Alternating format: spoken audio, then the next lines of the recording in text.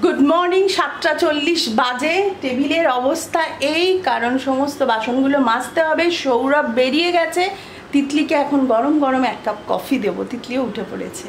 যেটা বলতে ভুলে যাচ্ছি, আজকে হচ্ছে 20th জুন। আমি মাজিনি, রেখা মেজে দিয়েছি। হ্যাঁ, এটাতে সব তোড়জোড় চলছে পুজোর, তো এই টেবিলটা আমি ঘুরিয়ে ফেলবো। হ্যাঁ, টেবিলটা ঘুরিয়ে দিলে এই জায়গাটা অনেকটা বড় হয়ে যাবে, সব জিনিসপত্র রাখতে সুবিধে হবে। 5:05 আমাদের কিন্তু 5 মিনিট ঘড়ি ফাস্ট। তিতলি বেরোবে, তাই তিতলিকে লাঞ্চ দিয়ে দিয়েছি, ভাত আর এই যে চিংড়ি মাছের, এটা কিন্তু মালাইকারি না, আলু পেঁয়াজ সব কিছু দিয়ে করেছি, দইও দিয়েছি। তিতলি এরকম খেতে খুব ভালোবাসে। এই আজকে রান্না। 5 টাকা পেয়েছি প্যান্টের পকেট থেকে ইস্ত্রি করতে গিয়ে। চলো তুমি খেয়ে নাও এবার। হঠাৎ করে বেরোতে হচ্ছে। জিনিস দেখাই, টেবিলটা আমরা এদিকে ঘুরিয়ে দিয়েছি। এটা আমার আর সৌরভের পছন্দ, তিতলির এইভাবে রাখাটা পছন্দ নয়। আর্ট গ্যালারি লাগে, দেখো এইদিকে ফার্নিচার, এইদিকে ফার্নিচার, তাহলে এটা মিউজিয়াম করে দাও, তখন লোকে হেঁটে হেঁটে দেখবে, ভালো লাগে। আর এইটা তাও একটু জায়গা হয়, দেখো এই জায়গাটা, এই টেবিলটা প্রথমত কেনারই উচিত হয়নি। এই টেবিলটা মানায় একটা এত ছোট বাইরে ঘরে একটা এত বড় ডাইনার। খেয়ে নাও, তুমি নিয়ে নাও না, তুমি নিয়ে খেয়ে নাও, তোমার রেডি হতে হবে, তাড়াতাড়ি করো। তোমাদেরকে তো বললামই কলেজও আমাকে বেরোতে হচ্ছে, তো আমি রেডি হয়ে গেছি। আর এত গরম আজকে, কালকের ওয়েদারটা খুবই ভালো ছিল, মানে রীতিমতো আমি প্রচুর রিলস বানিয়েছি, প্রচুর কিছু করেছি, বাট আজকে ওয়েদারটাও অতটা ভালো না। এনিওয়েজ, প্লাস বাড়িতে আজকে এত কাজ। আমি আজকে জিমও যাইনি, ভাবছিলাম সব রকম কাজকর্ম করব। অনেকটাই হয়েছে, ব্যবস্থা দেখলেই আমাদের বাইরে ঘরে টেবিল বেবিল সব সরে গেছে। কি হচ্ছে, কেন এত কিছু হচ্ছে, সবই তোমরা এই ব্লগ জেনে যাবে, এই ব্লগের শেষের মধ্যে। 4:10 বাজে। আমি না খেয়ে দিয়ে ঘুমিয়ে পড়েছি। তারপর তিতলির একটা খুব দরকার ছিল, তিতলি ফোন করলো, ফোনে ঘুমটা ভাঙলো। আজকে এখনো এডিট হয়নি, নিজের জন্যই হয়নি গো, কাজও ছিল না। খেয়ে দিয়ে না ভাবলাম একটু রেস্ট নিই, তারপর এডিটে বসবো বলে না পুরো ঘুমিয়ে পড়েছি। যাই হোক, এবার চা করবো, চা খেয়ে এডিটে বসবো। ওই আজকে হয়তো ব্লগ দিতে 6:30 এরকম বেজে যাবে। নিজের জন্যই এটা হয়েছে। 6:08 বাজে রেন্ডার হচ্ছে, এটা হয়ে গেলেই আমি আপলোড দিয়ে দেবো। অনেকক্ষণই হলো বাড়ি ফিরেছি। এই যে আমার কাপ অফ কফি, একটু কফি খাচ্ছি। আর আজকে এত বৃষ্টি পড়েছে, জামা কাপড় কিচ্ছু শুকায়নি। আর কালকে একটা জামা পরবো বলে মাকে কাচতে দিয়েছিলাম, সেটা একদম চিপচিপে ভিজে, ওটা পরতে পারবো না। পারবো মা? একটু ইয়ে করে দাও, নিচে দিয়েছিলাম হাওয়াতে দিয়েছিল, একটু ফ্যান চালিয়ে দাও।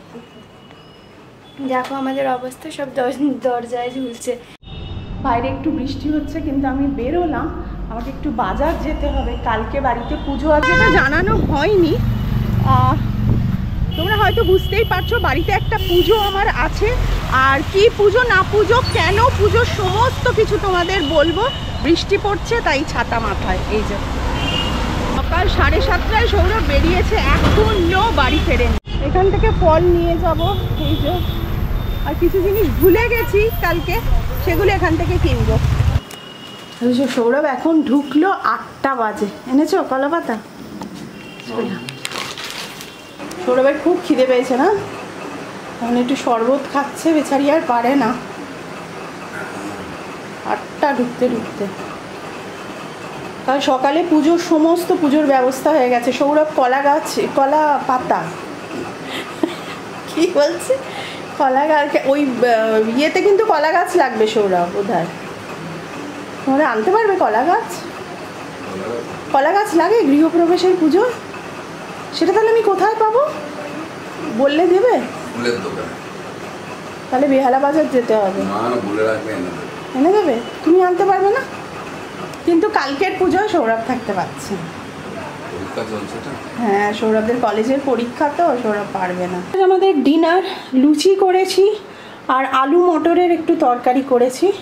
এবার আমরা খেয়ে নেব। টেবিল পেতেছি, কারণ ওইখানটায় খাওয়া যাবে না, নিচে প্রচুর ঠাকুরের জিনিস রয়েছে, যদি পা লেগে যায়। কাল সকালবেলা পুজো। 11টা বাজে। তোমাদের এবার আমি সমস্ত বলবো। খাওয়া দাওয়া শেষ হয়ে গেছে, মুখও ক্লিন হয়ে গেছে, নাইট ক্রিমও লাগানো হয়ে গেছে। এবার আমি বলবো কালকের পুজোর ব্যাপারে। আমাদের গৃহপ্রবেশটা স্নান যাত্রার দিন হওয়ার কথা ছিল, বাট কিছু কারণের জন্য সেটা হয়নি। আর পরে জানতে পারি এই দিন তো অম্বুবাচী পড়ে যাচ্ছে, তো ওই পূর্ণিমার কিছু গন্ডগোল ছিল, সেই জন্য এটা হয়নি। আমি আর সৌরভ ডিসাইড করি যে এই যে পূর্ণিমাটা পড়েছে সেখানে আমরা একটা নারায়ণ পুজো করব। আর একদম মানে অনেস্টলি তোমাদের বলছি যে আমাদের এই বাড়িতে মানে ঠাকুরমশাই ডেকে সেভাবে পুজো করা হয়নি। আমি অত নিয়ম কারণ জানি না, আমি তো সেটা সব সময় তোমাদের বলি, আমি যা পুজো আশ্রা করি নিজেই করি, নিজের মতন করে করি, কিন্তু ওই রকম করে মন্ত্র উচ্চারণ ওভাবে পুজোরও কিন্তু বাড়িতে দরকার রয়েছে, বাট আমার সেটা হয়ে ওঠেনি, আমি করিও নি কোনো দিন। আমরা ঠিক করলাম এই বাড়িটাও তো আমাদের ভীষণ প্রিয়, আর এই বাড়িটাও আমাদের সব সময় থাকছে, এই বাড়িতে আমাদের প্রচুর মেমোরি, প্রচুর কিছু, তো এই জন্য একটা পুজো অ্যারেঞ্জ করেছি। কালকে একটা নারায়ণ পুজো হবে সকালবেলা, যা যা হবে সে তো নিশ্চয়ই তোমাদের সাথে শেয়ার করব। আর গৃহপ্রবেশ নেক্সট মান্থেই আমরা করব, আর সেই সমস্ত অ্যারেঞ্জমেন্ট দেখছে হচ্ছে দিদি, কারণ আমি এই ধরনের পুজো আচরা খুব একটা জানি না। দিদি মানে হচ্ছে রাখি দি, কলাপির মা। দিদি আমাকে বলেছে যে গৃহপ্রবেশ নিয়ে চিন্তা করতে হবে না, পুজোটা নিয়ে চিন্তা করতে হবে না, আমি পুরো তোমার পাশে থাকবো। তো গৃহপ্রবেশের ডেট নিশ্চয়ই তোমাদের জানাবো। এই কারণে আমি একটু আগে থেকেই আমার শাশুড়ির মায়ের কাছে যা যা বাসন ছিল যেগুলো পুজোয় লাগে সমস্ত নিয়ে এসেছি। এবার দিদিকে সব দেখাবো যে দিদি সব ঠিকঠাক আছে তো, মানে গৃহপ্রবেশের পুজোর জন্য। এই পুজোর জন্য তো সব ঠিকই আছে, আমার যা মনে হচ্ছে ঠাকুরমশাই যা যা বলেছে সব আছে। আর গৃহপ্রবেশে যদি কিছু না থাকে দিদি বলেছে আমি নিয়ে আসবো, তোমার চিন্তার কোনো কারণ নেই। যাই হোক, ব্লগটা আজকে এখানেই শেষ করছি। যদি আমাদের ফ্যামিলির কিছু তোমাদের ভালো লেগে থাকে প্লিজ যারা এখনও পরিবার.com-কে সাবস্ক্রাইব করনি সাবস্ক্রাইবটা করে দিও, লাইক কমেন্ট শেয়ার এটা তো আমার চাই। তাহলে আজকে টাটা বাই।